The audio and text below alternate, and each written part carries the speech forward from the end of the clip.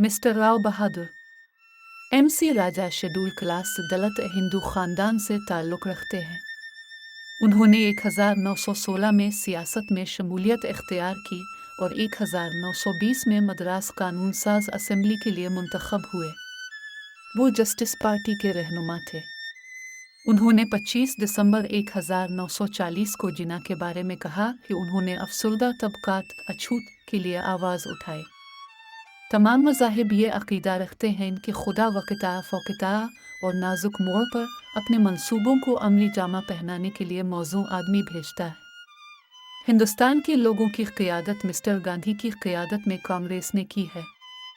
कांग्रेस ने इस वक्त तक मुल्क की बहुत बड़ी खिदमत की जब तक इसने बरतानवी हुकूमत के तई तनकीदी ताउन और ताउन पर मबनी तनकीद की पैरवी की, जैसा कि दादा भाई नारूजी और गोखले ने बयान किया था।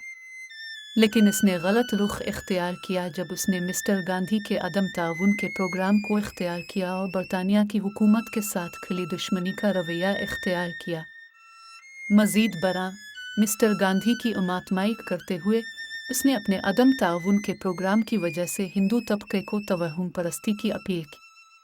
अगरचे ये हिकमत अमली बरतानवी हुकूमत को कांग्रेस के मुतालिबात को ज़्यादा से ज़्यादा पूरा करने के लिए मजबूर करने में कुछ फ़ायदा मंद साबित हुई, लेकिन इसने लोगों को हिंदू और गैर हिंदू हिस्सों में तकसीम कर दिया। इन हालात में एक आदमी की ज़रूरत थी कि वो कांग्रेस के सामने खड़ा हो और उसके लीडरों को बताए कि उनकी तंजीम अददी और माली लिहाज से कितनी ही ताकतवर क्यों ना हो, पूरे हिंदुस्तान की नुमाइंदगी नहीं करती।